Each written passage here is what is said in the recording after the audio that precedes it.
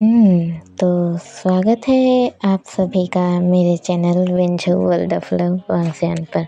कुछ ज़्यादा ही लंबा इंतज़ार हो गया ना फॉर वाई वंडर्स के लिए, पर क्या कर सकती हूँ, कुछ ज़्यादा ही बिजी रहती हूँ तो मैं। तो आज का चैप्टर शुरू करते हैं। उन सभी में से कोई कुछ नहीं बोल रहा था। वो जितने भी थे वो सभी चैंगनिंग को छोड़ के जियांग और झाओ को घेरना शुरू कर दिए थे। जियांग आहें भरती हुई बोली, मैंने आज तक कोई अच्छे काम नहीं किए, अब जब कर रही हूँ तो यहाँ फंस गई हूँ। भाई झाओ, प्लीज़ मेरी रक्षा करो, मैं एक कमज़ोर लड़की हूँ, मुझ पर आज तक इतने लोगों ने हमला नहीं किया। झाओ ठीक से सांस नहीं ले पा रहा था। जियांग परेशान हो रही थी, पर झाओ ने अपनी फेस पे सिकन भी आने नहीं दिया। जियांग झाओ को घूर के देखने लगी। उन सभी ने जियांग और झाओ को घेर लिया और एक ऐसी चीज़ थी जिसके अंदर अपने झाओ और जियांग थे। जियांग ने आहें भरी, छोटा खंजर निकाली, आने वाले हमले के लिए तैयार। झाओ को इग्नोर कर दी, खुद पे भरोसा करती थी। अपनी जियांग खुद पे भरोसा करती थी। जियांग लड़ रही थी, वहाँ 14 लोग थे।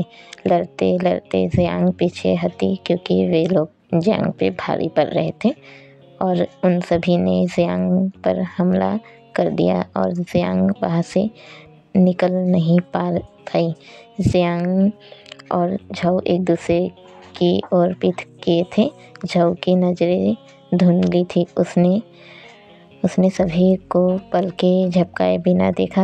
जियांग ने कहा, मैंने उन्हें कम आंका। जियांग के माथे पर पसीना आ रहा था। झाओ ने कहा, मैंने कभी उनका सामना नहीं किया, पर उनके बारे में कुछ पता है कि उन्हें एक पर्सन राह दिखाता है। झाओ ने अचानक एक आते हुए ब्लैक को रोका। जियांग चिल्लाई, तो हम क्या करें? झाओ कुछ नहीं बोला। अचानक ऊपर उड़ा 3 नकाबपोश झाओ का पीछा करने लगे। वो लोग तलवार से हमला कर रहे थे। झाओ बचते हुए बौद्ध की मूर्ति तक पहुंच गया और झाओ ने मूर्ति को आगे बढ़ाया और बोला, बौद्ध दया करो, इस बार मेरी मदद करो। मूर्ति तेजी से नकाबपोशों के पास आई। जियांग नीचे झुक गई। मूर्ति सीधी दीवार तक गई। जियांग हंसते हुए बोली, दिलचस्प। झाओ ने अपने आस्तीन से तीर छोड़े। जो हमला कर रहे थे उन्हें तीर लगे। जो नकाबपोश आए थे, उन लोग जो हमला कर रहे थे उन लोग पे तीर लग गए। वो वापस गिर गए। जियांग भी हमला करने लगी। झाओ अब तक ठीक नहीं हुआ था। वो मेज पर बैठ गया। जियांग बहुत देर बाद झाओ को देखी, फिर बोली, झाओ जू, तुम क्या कर रहे हो? झाओ बोला, छोटी बहन गू, मैं कमज़ोर भिखारी हूँ, मुझ पर इतने लोगों ने कभी हमला नहीं किया, मेरी रक्षा करें। जियांग ने गुस्से से एक पर्सन के सीने में खंजर इतनी गहराई तक मारा कि उसे निकाला नहीं जा सका। अपनी जो गुजियांग है उसने कुछ ज़्यादा ही अंदर तक अपना खंजर मार दिया है एक बंदे के सीने पे। अब वो खंजर वापस नहीं निकल रहे। जियांग पीछे हटी। खुद को बचाने के लिए कोशिश में झाओ ने बहुत आराम किया था। फिर छोटे पत्थरों से खेलने लगा। फिर जो जियांग पर हमला करने वाला था उसे एक पत्थर मारा। ये अच्छा नहीं है, बिल्कुल भी अच्छा नहीं है। झाओ बिजली जैसे तेज था। उसने पत्थर उछाल दिया। सभी नकाबपोश गिर गए, ठीक जियांग के पैरों पे। अचानक एक ने ब्लेड से गले पर वार किया। जियांग होशियार थी। वो बचने के लिए उसे लात मारी और फिर उन्हें ही के ब्लेड से उन पे हमला। झाओ से शिकायत कर रहा था, अच्छा नहीं है, अपने दुश्मनों को कम मत आको। जियांग ने 2 और लोगों को मारा कुछ ही देर में ज़मीन पर लाशें बिछ गई। बाकी नकाबपोश ने एक दूसरे को देखा और पीछे हट गए। उन्हें पता था इसका क्या अंजाम होगा। झाऊ जानता था अगर उसने अभी उन्हें जाने दिया तो वो लड़के को ताइहुंग ले जाने के दौरान रास्ते पर हमला करेंगे। ज़ियांग हैरान थी। झाऊ ने एक पर हमला किया। ज़ियांग ने सब होता हुआ देखा कि हैरान थी। ज़ियांग सोच रही थी कि भिखारी जैसा इंसान दिखने वाला कौन था। झाऊ वहाँ कुछ खोजने की कोशिश कर रहा था। अचानक रुका। हथियार सामने आया। झाऊ को मजबूती से ऊपर उठाया। झाऊ चौंक गया। झाऊ को एहसास भी नहीं हुआ वो इंसान उसके पास आ रहा है। अचानक कोई पर्सन अपने झाऊ के पास आ रहा था। झाऊ के रोंगटे खड़े होने लगे।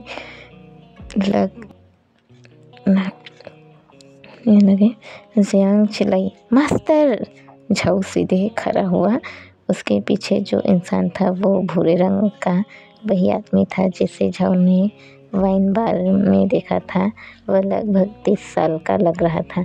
वो सुंदर था, हालांकि उसकी नज़रें लोगों को परेशान करने वाली थी। वो पर्सन झाऊ को देखते ही जा रहा था। ऐसा लग रहा था जैसे वो झाऊ के नकाब के पीछे के चेहरे को देख रहा था। झाऊ हंसते हुए बोला, धन्यवाद वेन केसिंग, उस आदमी ने कहा। उसने झाऊ के गर्दन और हाथों को देखा। उसका शक बढ़ गया। झाऊ को नहीं पता था कि वेन क्या चाहता है, पर झाऊ खुद पर भरोसा करता था। झाऊ जानता था वो अपने इस रूप में कभी भी सामने नहीं आएगा।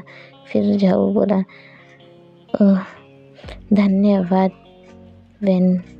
बहुत देर तक बाद वेन ने झाऊ को देखना बंद किया और बोला, ये कुछ नहीं है। फिर वेन न वही घूमने लगा। गुसियांग लाशों को लात मार के इधर उधर फेंक रही थी और घास से उसके लिए बैठने के लिए बना रही थी। वेन ने झाऊ को देखा। मेरा ऐसा करने का कोई इरादा नहीं था। अगर किसी को ये गलत लगा हो तो झाऊ समझ गया ज़ियांग को उसका अजीब रवैया कहाँ से मिला था। झाऊ बैठ के ध्यान लगाने लगा। लगभग 2 घंटे बाद उसकी आंखें खुली। वेन एक दीवार पर बैक साइड से झुका हुआ था और झाऊ को देख रहा था। झाऊ खुद को पूछने से नहीं रोक पाया, क्या मेरे चेहरे पर कुछ है भाई वेन? मुझे क्यों देखते हैं? वेन ने सीधे कहा, क्या आपने भेष बदला है? झाऊ हैरान था। तुम्हारा क्या मतलब है? वेन कुछ नहीं बोला और मन ही मन बुदबुदाया, कितना अजीब है, सचमुच अजीब है। मैं ये नहीं देख सकता कि आपने मास्क पहना है या नहीं। मैं यकीन नहीं कर सकता आपने मास्क पहना है या नहीं। वेन अपने चिन को रफ करता हुआ बोला, मैं कभी भी गलत नहीं हो सकता। जब मैंने तुम्हारी तितली की हड्डी देखी मैं समझ गया तुम बहुत सुंदर हो। झाऊ कुछ नहीं बोला। वेन फिर बोला, इस बार मुझे यकीन है मैं गलत नहीं हूँ, भले ही आपने ऐसे भेष रखा है। झाऊ कुछ नहीं बोला। वेन झाऊ को घूरता रहा, फिर बोला, हालांकि मैं तुम पर ऐसा कुछ भी नहीं देख सकता जो ऐसा संकेत दे। फिर अपना सिर पीछे झुकाया। तुम्हें मेरे लिए कितना अच्छा होना चाहिए कि तुम मेरे लिए ऐसा ना कर सको। खुद को देखो, क्या आपके जैसा दुनिया में कोई है? गुसियांग बोली, मास्टर याद है जब आपने कसाई की पीठ देखा कर कहा था वो सुंदर है? वेन सॉफ्ट वॉइस में बोला, वे एक कसाई हो सकता है लेकिन उसकी पानी भरी चमकती आँखें उसके आकर्षक का पूरा सबूत था। तुम इस बारे में नहीं जानती, जियांग बोली। पानी भरी चमकती आँखें, वो जम्हाई लेने के कारण रो रहा था और इसके अलावा उसकी नाक बड़ी थी, उसका मुंह बड़ा था, उसका सिर बड़ा था, उसके कान।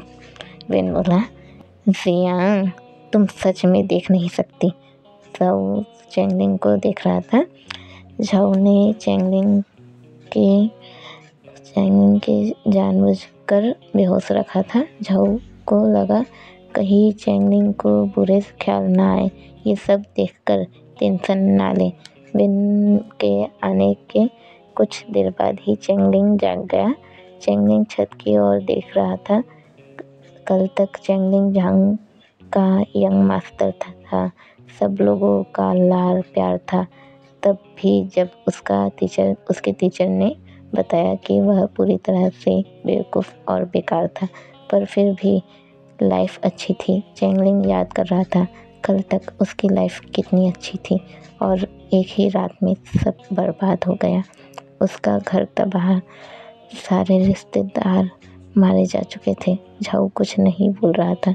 चैंगलिंग की आंखों से आंसू आ रहे थे।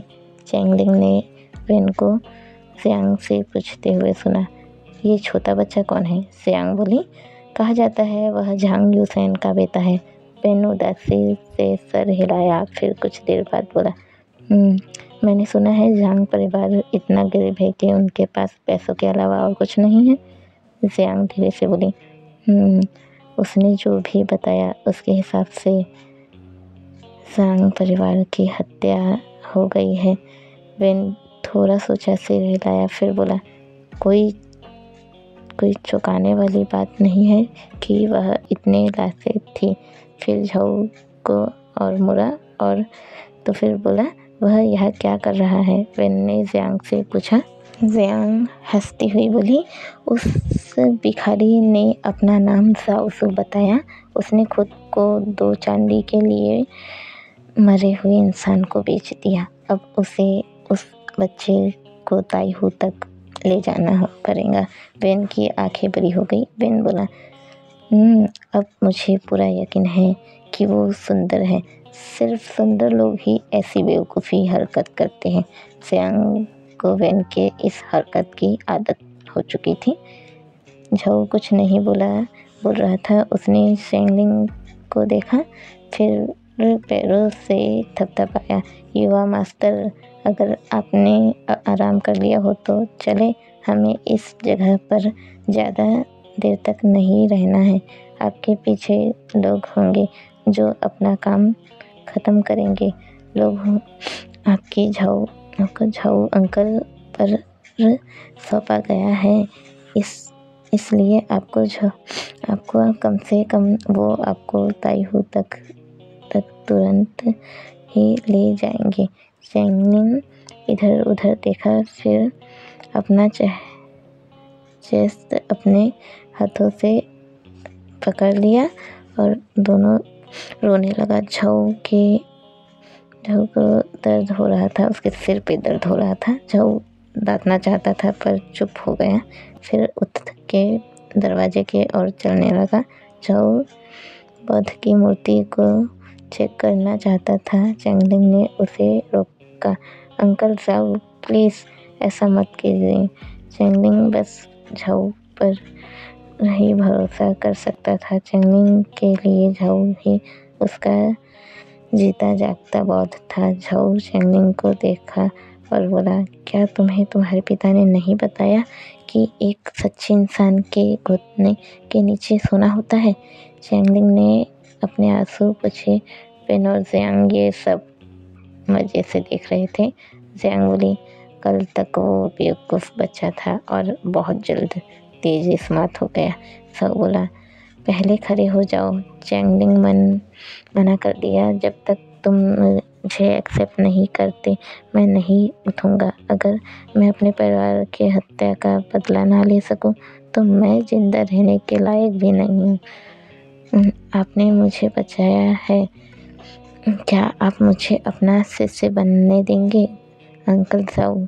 सिफू, मैं अपने परिवार की हत्या का बदला लेना चाहता हूँ। झाऊ चेंगलिंग के कंधे से पकड़ के उठा लिया और बोला, मैं ऐसा इंसान हूँ जो बहुत जल्द मरने वाला है। तुम्हें क्या लगता है मैं तुम्हें कुछ भी सिखा सकता हूँ? मैंने सुना है कि ताइहू के सर जाऊ सिंह तुम्हारे पिता के अच्छे दोस्त हैं। उनसे मिलो और तुम्हारे बदले के लिए अच्छे लोग होंगे। फिर चेंगलिंग से बोला, हमें जाना चाहिए। तुम जाग चुके हो। अगर तुम अपने परिवार का बदला लेना चाहते हो तो हमें जितनी जल्दी हो सके सरजाऊ तक जाना होगा। अब हमें पहले कुछ खाना मिल जाए। और झाऊ आगे बढ़ रहा। जियांग को देख के मुस्कुराया, वैन को नज़रअंदाज कर दिया और मंदिर से बाहर चला गया, बिना इस बात की परवाह किए कि चेंगलिंग उसके पीछे है या नहीं। चेंगलिंग झाऊ के पीछे गया। वैन उन दोनों को जाते हुए देख के बोला, चलो उनका पीछा करें, हम ताइहू जा रहे हैं। जियांग को बोला। जियांग ने कहा, मास्टर। चेंगलिंग ने कहा, जांग परिवार पर हमला किंगसू के भूत ने किया था। जुफेंग घोस्ट वहाँ था। पेन जियांग की ओर देखा। तो जियांग हैरान थी। वैन बाहर निकल रहा था। जियांग ने वैन का पीछा किया क्योंकि कल मैंने उसे हराया था। जुफेंग घोस्ट नकली था। मास्टर, क्या आप पहले से ही कुछ जानते थे? जियांग। वैन ने जियांग को देखा। जियांग शांत हो गई और बड़बड़ाई, मुझे पता है, मैंने ज़्यादा बात की। वैन आगे जा रहा था। जियांग पीछे पीछे जा रही थी। वैन बोल रहा था, हम उस झाऊ का पीछा करेंगे। मुझे पूरा यकीन है वो सुंदर है। आखिरकार हम उसका पीछा कर पाएंगे और उसे रंगे हाथों पकड़ेंगे। जियांग, चलो एक शर्त लगाते हैं, क्योंकि तुम्हें मुझ पर विश्वास नहीं है। जाऊ की यात्रा शांति से भरी बिल्कुल भी नहीं थी। फिर से आज एक को मारा अपने जाऊ ने फिर से आज एक को मारा। दो को देखते हुए अपने फैसले पे पछताने लगा। जाऊ को ऐसा लग रहा था, मतलब उसका जो किल्स है उसका दर्द उसको हो रहा था, वो जो बर्दाश्त नहीं कर पा रहा था। और जियांग वैन उनका पीछा कर रहे थे। अगर जाऊ के साथ चेंगलिंग ना होता तो वो आसानी से वो उन्हें गुमराह कर देता। जाऊ हमेशा ही उनसे दूर हो जाता। पर आधे दिन बाद ही जाऊ को वैन का चेहरा देखने मिलता। जाऊ ध्यान लगाने के लिए अपने कमरे में जाने से पहले एक और हथियारे को बाहर खींच के ले गया। चेंगलिंग को कुछ पता नहीं था, वो अभी भी सो रहा था। चेंगलिंग को देखकर लगता था जैसे पहले का रोता हुआ बच्चा गायब हो गया हो, जैसे उसे ज़बरदस्ती ऐसा बनाया गया हो। जब चेंगलिंग धीरे धीरे जा रहा था तो जाऊ की सारी बातें मान रहा था। चेंगलिंग हमेशा ही जाऊ को सिफू बोलता, पर जाऊ हमेशा ही चेंगलिंग को खुद को सिफू बुलाने से मना करता।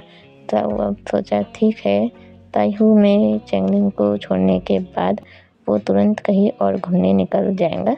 नानजियांग में जाऊ का कोई दोस्त था जिससे जाऊ मिलना चाहता था और साथ में वाइन पीना चाहता था। अचानक चेंगलिंग छटपटाने लगा। बिस्तर पर लेटा हुआ ही वो लगभग हर रात ऐसा करता था। चेंगलिंग उस रात को भूल ही नहीं पा रहा था जिस रात उसके फैमिली पर हमला हुआ था। झाऊ ने फिर आहें भरी और झंझोर के चेंगलिंग को जगाया।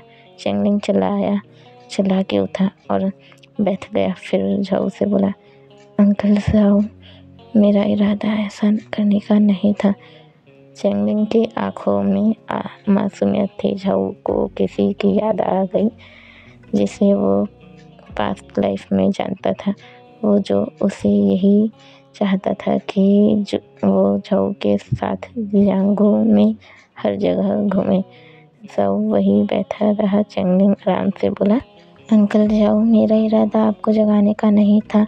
मुझे अपने पिता का सपना आया था। अगर आपको कोई परेशानी हो तो मैं सोना बंद कर दूंगा। झाऊ ने चेंगनिंग का कंधा थपथपाया और बोला, सो जाओ, अगर तुम्हें बुरा सपना आएगा तो मैं तुम्हें जगा दूंगा। चेंगनिंग वापस बिस्तर में चला गया और झाऊ के आस्तीन को पकड़ के रखा। जब झाऊ ने चेंगनिंग को देखा तो चेंगनिंग ने झाऊ की आस्तीन छोड़ दी। झाऊ मुस्कुराया। वहाँ कोई बहुत दूर एक म्यूजिक बजा रहा था। चेंगनिंग को ऐसा लगा जैसे उसके कानों में बिजली चमक रही हो। अचानक चेंगनिंग की बॉडी में दर्द शुरू हो गया। चेंगनिंग दर्द से चिल्लाने लगा। वो जो वॉइस थी वो सितार के बजने की थी। जियांग भी उस वॉइस को सुन के थोड़ा वीक फील कर रही थी, लेकिन वो खुद को संभाल ली। वेंजो थोड़ी देर पहले ही बिस्तर पे सो रहा था। वो जाग चुका था, चुपचाप खिड़की पे खड़ा था। और चैप्टर यही ख़त्म हो रहा है। नेक्स्ट चैप्टर कोशिश करूँगी जल्दी लाऊँ। वैसे मैं हर बार बोलती हूँ जल्दी लाऊँगी, लेकिन अभी थोड़ा लेट कर देती हूँ, तो सॉरी दोस्तों, क्योंकि थोड़ी तबीयत सही नहीं रहती तो थोड़ा सा लेट हो जाता है, इसलिए माफ़ करना। पर मैं कोशिश करूँगी कि जल्द से जल्द लाऊँ और जितने अच्छे से एक्सप्लेन करती हूँ इससे भी और ज़्यादा अच्छे से एक्सप्लेन करूँ, ताकि आप लोगों को सुनने में मजा आए। ताकि आप लोग जाने से पहले जेन वेंजो लिखना ना भूलें।